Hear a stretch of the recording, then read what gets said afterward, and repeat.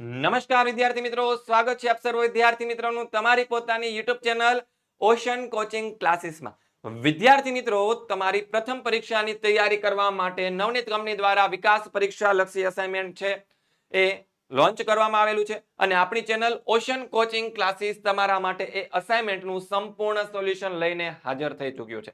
તો વિદ્યાર્થી મિત્રો, વિભાગ બી પ્રકરણ નંબર 3 અને 4 નું આજે આપણે સોલ્યુશન જોવાના છીએ. એની પહેલા તમારા માટે એક ખાસ વાત કે પ્રથમ પરીક્ષાની તૈયારી માટે ખાસ ઉપયોગી એવું આજે વિકાસ પરીક્ષા લક્ષી અસાઇનમેન્ટ છે તેની સંપૂર્ણ તૈયારી તમને આપણી ચેનલ ઓશન કોચિંગ ક્લાસીસમાંથી કરાવવામાં આવે છે. તો આ વિકાસ પરીક્ષા લક્ષી અસાઇનમેન્ટ ખરીદવા માટે, પરચેસ કરવા માટે તમારે આપણો કોન્ટેક્ટ નંબર 7046222254 આ નંબર ઉપર ફોન કરવાનો છે અને જેની પ્રાઇસ છે માત્ર 130 રૂપિયા, અથવા તો પરચેસ કરવા માટેની લિંક પણ તમને નીચે ડિસ્ક્રિપ્શનમાં આપવામાં આવેલી છે, ત્યાંથી પણ તમે તેને ખરીદી શકો છો. તો આજે જ આ પરીક્ષા લક્ષી અસાઇનમેન્ટ વસાવી લ્યો. જોઈએ પ્રકરણ નંબર 3, જેની અંદર પહેલો સવાલ, સાંચીના સ્તૂપ વિશે માહિતી આપો. તો ભાઈ, આ સાંચીનો સ્તૂપ છે એના વિશે માહિતી આપવાની છે. તો સાંચીનો સ્તૂપ ક્યાં આવેલો છે? બરાબર છે. તો કે શું યાદ રાખવાનું? તો કે મધ્યપ્રદેશના ભોપાલ પાસે સાંચી નામના સ્થળે આવેલો છે. જ્યારે તેને મૌર્ય યુગના સમયગાળા દરમિયાન બનાવવામાં આવ્યો હતો ત્યારે હાલના સ્તૂપ કરતા કેટલો હતો? તો કે અડધા કદનો હતો.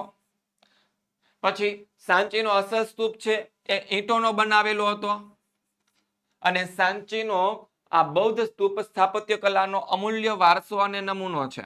આ 4 મુદ્દા યાદ રાખવાના. કયા કયા 4 મુદ્દા યાદ રાખવાના? તો પહેલો મુદ્દો શું છે?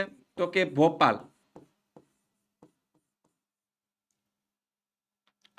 ના સાંચી નામના સ્થળે, ભોપાલના સાંચી નામના સ્થળે આવેલો છે. પછી શું છે? અડધા કદનો હતો. ક્યારે બનાવવામાં આવ્યો હતો? અડધા કદનો હતો. ક્યારે બનાવવામાં આવ્યો હતો? તો કે મૌર્ય યુગ દરમિયાન બનાવવામાં આવ્યો હતો. બરાબર છે. આ આટલો મેઇન જવાબ આવે. બરાબર છે. પછી આગળ શેનો બનેલો હતો? તો કે ઈંટોનો બનેલો હતો. અને શું છે? અમૂલ્ય વારસો અને નમૂનો છે. શેનો? અમૂલ્ય વારસો અને નમૂનો. બસ એટલું યાદ રાખવાનું. એટલે આટલા પોઈન્ટ યાદ રાખો. બાકીની જે વાક્ય રચના છે તમારી રીતે તમે ગોઠવી દો, તમને 2 માર્ક્સ બેઠા મળી જાય. કેટલા માર્ક્સ મળી જાય? તો કે 2 માર્ક્સ બેઠા મળી જાય. બસ એટલું યાદ રાખો. બરાબર છે. તો વિદ્યાર્થી મિત્રો, આવી નવી તૈયારીઓ કરવી હોય તો તમારે આપણી ઓશન કોચિંગ ક્લાસીસ દ્વારા લોન્ચ કરવામાં આવેલી જે બ્રહ્માસ્ત્ર બેચ છે તેની અંદર જોઈન્ટ થઈ જવાનું છે. જેમાં ગણિત, ઇંગ્લિશ, વિજ્ઞાનનો જો કોર્સ ખરીદો છો તો તમને સામાજિક વિજ્ઞાન વિષયનો કોર્સ છે એકદમ ફ્રીમાં મળી જવાનો છે. આ સિવાય બ્રહ્માસ્ત્ર બેચની અંદર ટોટલ 4 વિષયો છે. 4 વિષયના તમને લાઈવ લેક્ચર મળવામાં આવશે, આપવામાં આવશે. તમારા ડાઉટ સોલ્યુશન, તમને પીડીએફ નોટ્સ, પરીક્ષાની તૈયારીઓ, આ સિવાય તમારી માટે આઈએમપી બેચ છે, બોર્ડની પરીક્ષાની તૈયારીઓ કરવા માટે હશે. યુટ્યુબના સેશન ગોઠવવામાં આવે છે. બરાબર છે. આવી તો ઘણી બધી બાબતો છે તમને આપણી આ બ્રહ્માસ્ત્ર બેચમાંથી મળવાની છે અને પ્રાઇસ છે બહુ જ ઓછી. આખા ગુજરાતની અંદર સૌથી ઓછી પ્રાઇસમાં જો તમને ભણાવવામાં આવતું હોય તો છે આપણી ઓશન કોચિંગ ક્લાસીસ. તો ફટાફટ બ્રહ્માસ્ત્ર બેચની અંદર જોઈન થઈ જાજો. અને વધારે માહિતી જોઈએ તો અહીંયા તમને નીચે કોન્ટેક્ટ નંબર દેખાતો હશે અહીંયા. તો એ કોન્ટેક્ટ નંબર ઉપર તમે છે આપણો સંપર્ક કરી શકો છો.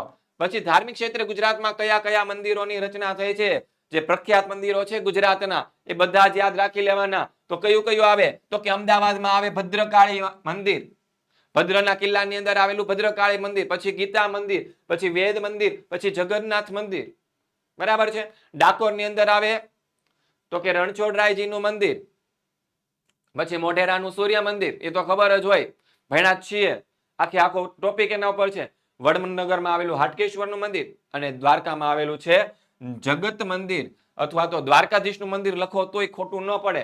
પછી પાવાગઢની અંદર આવ્યું છે મહાકાલી માતાજીનું મંદિર, ખેડ બ્રહ્મામાં સ્વામિનારાયણ મંદિર અને બ્રહ્માજીનું મંદિર. જો ખેડ બ્રહ્મા ઉપરથી બ્રહ્માજીનું મંદિર અને બીજું કયું છે તો કે સ્વામિનારાયણ મંદિર છે.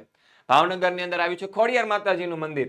કચ્છમાં આવેલું છે આશાપુરા માતાનો મઠ. આ સિવાય અંબાજી મંદિર, પછી શામળાજી મંદિર, સોમનાથ મંદિર અને બહુચરાજીનું મંદિર પણ, આ બધા મંદિરો આપણા ગુજરાતની અંદર આવેલા છે.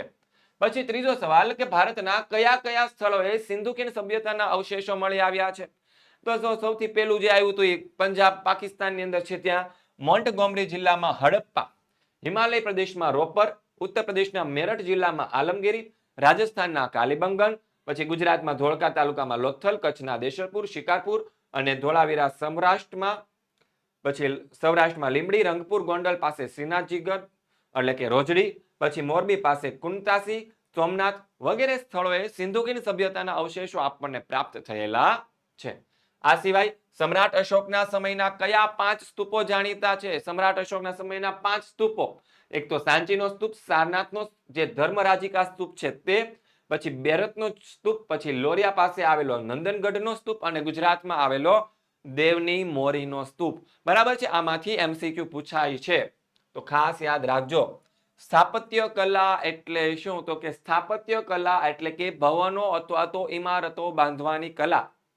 પૂર્વ આયોજન કરી એ મુજબ રેતી, માટી, ચૂનો, પથ્થર, સિમેન્ટ વગેરેનો ઉપયોગ કરી તેમાંથી મકાનો, નગરો, કુવાઓ, કિલ્લાઓ, મિનારાઓ, મંદિરો, મસ્જિદો, મકબરાઓ, સ્મારકો, સ્તંભો વગેરેનું બાંધકામ કરવું એટલે કે સ્થાપત્ય કલા. અને સ્થાપત્ય કલામાં જે સ્થપતિના કૌશલ્યનો ઉપયોગ થાય, સ્થપતિ એટલે કે હાલના સમયમાં જેને આપણે એન્જિનિયર કહીએ છીએ. શું કહીએ છીએ? એન્જિનિયર કહીએ છીએ. તે સ્થપતિ, એ સમયે એને સ્થપતિ કહેવામાં આવતા. એના કૌશલ્યનો ઉપયોગ થતો હતો એટલે કે એની નિપુણતાનો ઉપયોગ થતો હતો. શેની ઉપયોગ થતો હતો? તો કે નિપુણતા અથવા તો એનો એક્સપિરિયન્સ, અનુભવ, બરાબર છે, એનો ઉપયોગ થતો હતો. ત્યારબાદ આગળ વધીએ. છઠ્ઠો સવાલ કે ભારતની પ્રાચીન નગર સભ્યતાના અવશેષો ક્યારે અને કેવી રીતે મળી આવ્યા હતા?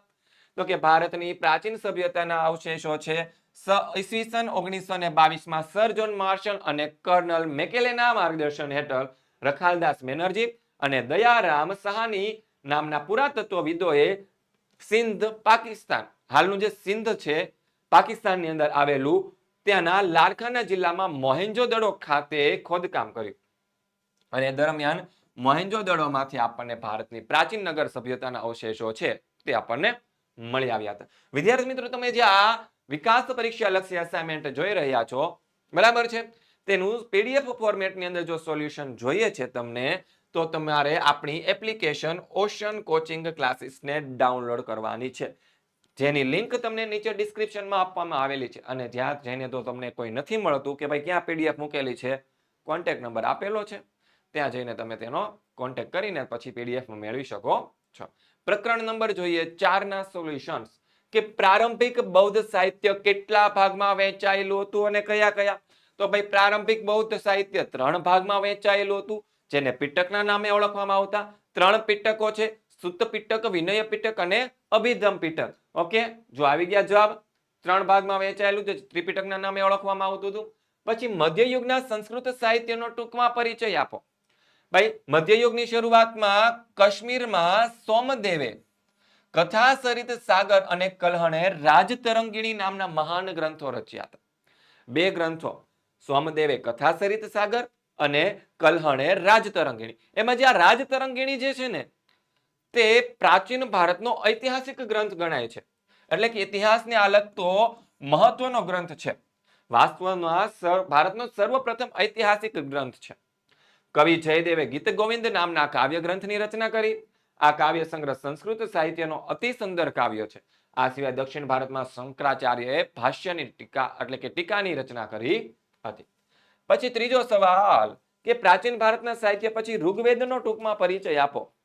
તો ઋગ્વેદ છે એ ભારતીય સાહિત્યનો પ્રાચીનતમ અને 10 ભાગમાં વહેંચાયેલો અદ્ભુત ગ્રંથ છે. કેવો છે? અદ્ભુત ગ્રંથ છે. તેની અંદર 1028 ઋચાઓ છે અને એ જે ઋચાઓ છે તે દેવોને લગતી સ્તુતિઓ છે. શું છે? એ ઋચાઓમાંથી મોટા ભાગની ઋચાઓ છે દેવોને લગતી સ્તુતિઓ છે. એ સ્તુતિઓ ક્યારે? તો કે યજ્ઞ પ્રસંગોએ કરવામાં આવતી. તેમાંથી ઉષાને સંબોધન કરતી.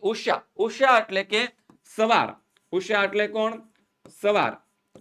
સવારને સંબોધન કરતી કેટલીક સ્તુતિઓ છે, ખૂબ જ મનોહર છે. ઋગ્વેદમાં સપ્ત સિંધુ પ્રદેશમાં વસેલા આર્યોના રાજકીય, સામાજિક, ધાર્મિક અને આર્થિક બાબતો દર્શાવવામાં આવી છે. જો એક વાત યાદ રાખો, આપણે પહેલા ચેપ્ટરની અંદર આપણે સપ્ત સિંધુ વિશે આર્યો વિશે ભણી ગયા કે અલગ અલગ પ્રદેશમાંથી અલગ અલગ પ્રજાઓ ભારતમાં આવી હતી. એમાંની એક પ્રજા આર્ય. તો આ ઋગ્વેદની અંદર આર્યોનો જ ઉલ્લેખ છે. આર્યો લોકો હતા, તેના રાજકીય, સામાજિક, ધાર્મિક અને આર્થિક બાબતોની શું કરવામાં આવી છે તો કે બાબતો દર્શાવવામાં આવેલી છે. ચાલો તમારા માટે કહી દઉં કે આ જે સપ્ત સિંધુ છે ને એટલે કે 7 નદીઓનો પ્રદેશ, એને શું કહેવાય છે?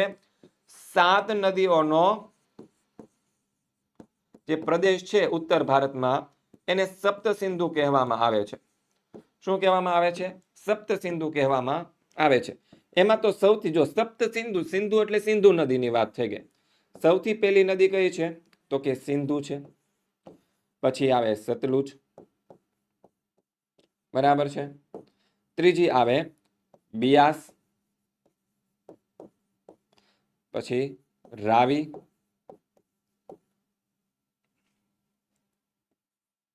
પછી આવે ઝેલમ,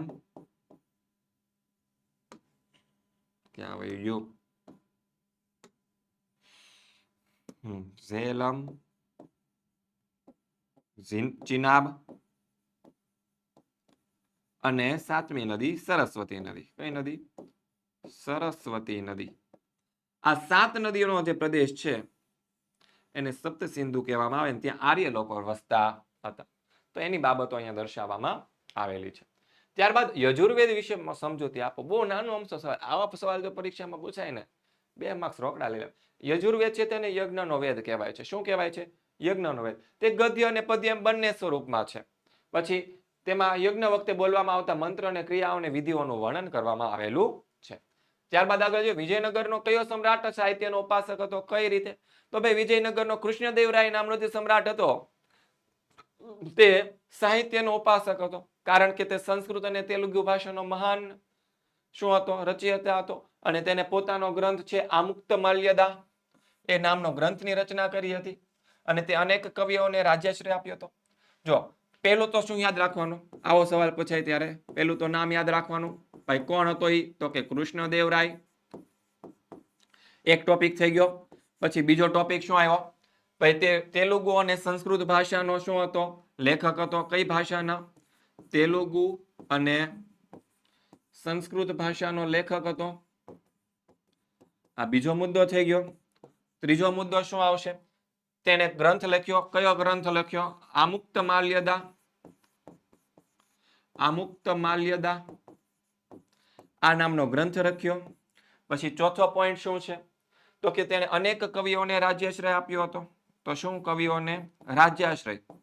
એટલે કે કવિઓને પોતાના રાજ્યની અંદર આશ્રય આપ્યો હતો. કવિઓને રાજ્યાશ્રય, બરાબર. રાજ્યાશ્રય એટલે કે એનું જે વિજયનગર સામ્રાજ્ય હતું ત્યાં ઘણા બધા કવિઓને રહેવા માટેની સુવિધાઓ પૂરી પાડી હતી. બસ આ 4 મુદ્દા લખો એટલે તમારા 2 માર્ક્સ પાક્કા. કેટલા માર્ક્સ પાક્કા? 2 માર્ક્સ. આ 4 મુદ્દા તમારા જવાબની અંદર આવવા જોઈએ. આવી રીતે સવાલને જવાબ યાદ રાખવાનો હોય બેટા. આવી રીતે મેઇન વસ્તુ હોય ને એને યાદ રાખવાનો એટલે તમને આખો જવાબ યાદ રહી જાય. પછી એમાં આમ ગોખવા ન બેવાનું હોય કે વિજયનગર નો સમ્રાટ કૃષ્ણદેવરાય સાહિત્યનો ઉપાસક હતો. તે તેલુગુ અને સંસ્કૃત ભાષાનો લેખક હતો. તેને આમુક્ત માલ્યદા નામનો ગ્રંથ લખ્યો હતો. તેને અનેક કવિઓને રાજ્યાશ્રય આપ્યો હતો. નહીં. એમ ગોખવા બેસશો તો આખી સામાજિક વિજ્ઞાન વિષયની ચોપડી ક્યારેય યાદ નહીં રહે. એની અંદર જે મેઇન ટોપિક હોય ને એને યાદ રાખતા શીખો. બાકીની વાક્ય રચના તમે તમારી જાતે બનાવી શકો છો. વાક્ય રચનાનો કોઈ માર્ક્સ કપાતો નથી. તમારા જવાબની અંદર જે મેઇન મુદ્દાઓ હોય ને મેઇન મુદ્દા આવવા જોઈએ એટલે તમને પૂરેપૂરા માર્ક્સ મળવા પાત્ર છે. બરાબર છે? નબળા વિદ્યાર્થીઓ ખાસ ધ્યાન આપજો. આવી રીતે સામાજિક વિજ્ઞાન પાસ યાદ રાખવાનું હોય. ઘણા એમ કે સર સામાજિક વિજ્ઞાન યાદ નથી રહેતું. પણ નો રે ભાઈ બેટા, આમ યાદ રાખતો નો રે. મેઇન મુદ્દા યાદ રાખતો રહેશે. આગળ વધીએ કે ઉર્દુ ભાષાના વિકાસનો પરિચય આપો. કે ઉર્દુ ભાષાનો વિકાસ ક્યારે થયો? તો કે મધ્યયુગ દરમિયાન ઉર્દુ ભાષાનો વિકાસ થયો હતો. જો પહેલો ટોપિક આપણને મળી ગયો. ક્યારે વિકાસ થયો? તો કે મધ્યયુગ દરમિયાન. પછી એનો જન્મ થયો હતો. જે ભાષા સાહિત્યની એક મહત્વની ઘટના ગણાય છે. શું છે તે? ભાષા સાહિત્યની મહત્વની ઘટના ગણાય છે. ઝડપી વિકાસ પામેલી અને સમૃદ્ધ બનેલી આ ભાષામાં વલી, મિરદર્દ, મિર્તકી મીર, પછી નઝીર, અકબરબાદી, અસદુલ્લા ખાન, ગાલિબ વગેરે મહાન કવિ થઈ ગયા. આ બધાના કવિઓના નામ છે. 18મી સદી દરમિયાન ઉર્દુ ગ્રંથો લખાયા, જેમાં મુહમ્મદ હુસેન આઝાદનો દરબારે અકબરી એક મહત્વનો ગ્રંથ છે. કોનો છે? તો કે મુહમ્મદ હુસેન આઝાદ, એને લખેલો ગ્રંથ કયો? તો કે દરબારે અકબરી. આ સમયમાં ઉર્દુ ભાષામાં નવલકથાઓ લખાવાની શરૂઆત થઈ હતી. ઉર્દુ ભાષામાં નવલકથાઓ લખાવાની શરૂઆત થઈ. બસ વિદ્યાર્થી મિત્રો, જો તમારા માટે એક ખાસ વાત, ડિસેમ્બર મહિનો, કયો મહિનો યાદ રાખવાનો છે? ડિસેમ્બર મહિનો યાદ રાખવાનો છે, જ્યારે આપણી ઓશન કોચિંગ ક્લાસીસ છે તમારા માટે આઈએમપી બેચ લઈને આવી રહી છે. અને ગુજરાતની સૌથી સસ્તી બેચ અને ગુજરાતના સારામાં સારા શિક્ષકો પાસેથી જ્યાં તમને ભણવા મળશે એવી બેચ આઈએમપી બેચ 2026 તમારા માટે આવી રહી છે. તો વિદ્યાર્થી મિત્રો ખાસ મગજમાં ફિટ કરી લેજો, ડિસેમ્બર મહિનો આવી રહ્યો છે. તો ગુજરાતના બોર્ડની તૈયારી કરો, બોર્ડની પરીક્ષાની તૈયારી કરો ગુજરાતના શ્રેષ્ઠ શિક્ષકો પાસેથી આઈએમપી બેચની અંદર જોડાઈને. અને જો તમારે ધોરણ 10 વિશે વધારે માહિતી મેળવવી છે, તો આવનારા જે વિડીયોઝ છે તેના વિશેની માહિતી મેળવી છે, તો આપણા વોટ્સઅપ ગ્રુપની અંદર જોઈન થઈ જવાની છે. લિંક નીચે ડિસ્ક્રિપ્શનની અંદર આપેલી છે આ વોટ્સઅપ ગ્રુપની અંદર જોડાવા માટેની. તો 70 46 22 22 54 આ કોન્ટેક્ટ નંબર ઉપર કોલ કરીને તમે વધારે માહિતી મેળવી શકો છો. બરાબર છે? તો મળીએ છીએ આપણે નેક્સ્ટ વિડીયો સાથે. ત્યાં સુધી તમામ વિદ્યાર્થી મિત્રોને જય હિન્દ, જય ભારત.